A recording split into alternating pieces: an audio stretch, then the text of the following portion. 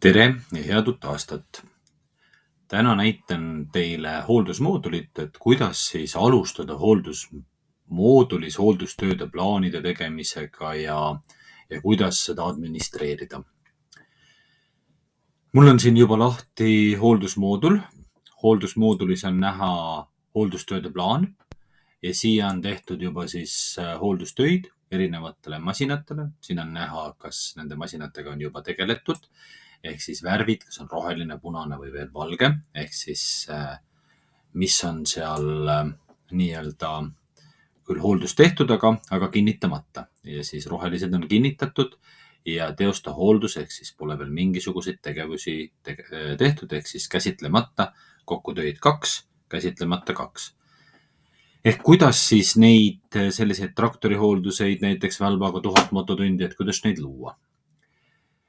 Kui selleks, et vajutate siia üles lisa uus, valite masina, võtame siit näiteks selle Fendi, valite hoolduste graafiku rippmenüüdest, mis hooldustüübiga või hooldusgraafikuga tegemist on. Näiteks kui Fend on traktor, siis traktorite hooldus, valite hooldusvälba, näiteks siis see 1000.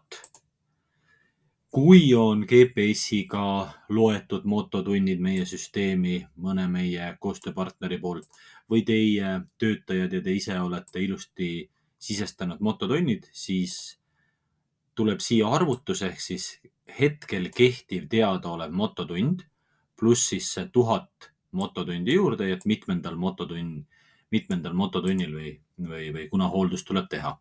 Saab ka kilomeetreid ehk siis kilometraaži pidada. Saate kirjutada siia lisainfo, mida te tahate juurde või kaasa öelda sellele.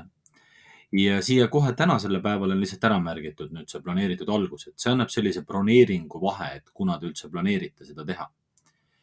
Ja kui te selle salvestate, siis tekib teile hooldustöö, ehk ma ei teinud valikuid siin tegevustes, vaid sellel traktorite hooldusele oli juba lisatud siis need veermiku tegevused ja mootori juures õlivahetused. Ja samamoodi saab siis töötaja oma mobiili ja seal märkida ja juurde täiendada. Aga loomulikult saab siit kohe ka lisa uus ülesanne valida ja sellega siis töötajale viia vastavale päevale, kuhu te soovite tööülesandeks. Aga kuidas üldse saavutada seda, et tekivad siia need tegevused?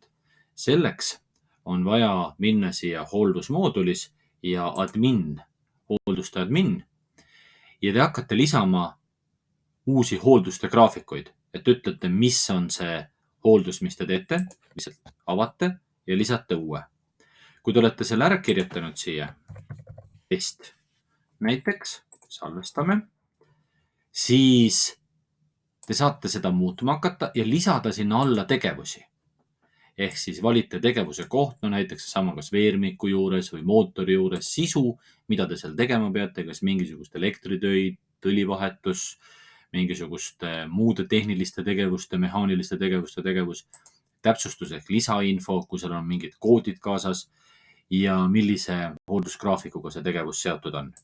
Ehk siis, kui me siit valime mõne muu, näiteks selle sama traktorite hooldus, mida me ennem tegime, siis siia alla oli pandud siis see veermik, mootor ja hüdraulika ja mida tuleb teha, ehk siis mis on tegevuse sisu ja täpsustused. Ja see, miks ta siin 1000 mototunni juures meil ilmus, oli see, et me olime linnukese pannud siia 1000 mototunni kasti, ehk me valisime traktorite hoolduse tegevused ja 1000. mototunnil. Et kui me oleks valinud 2000. siis oleks tulnud sinna ka 3. tegevus, ehk siis hüdraulika. Ehk siis selle saate siit linnukese lihtsasti juurde panna. Ja hooldusvälpasid saate lisada siit admin alal, tekib siia allapoole hooldusvälbad, lisa uus ja kirjeldate siis selle hooldusvälba, nimetate ja siis millises ühikus, päevades, kilomeetrites või mototundides te seda mõõdate. Ja siis on võimalik juba ära märkida neid tegevusi, et mis mototundidel on see igapäevane aastane mingisuguse kilometraaži või mototundide järgi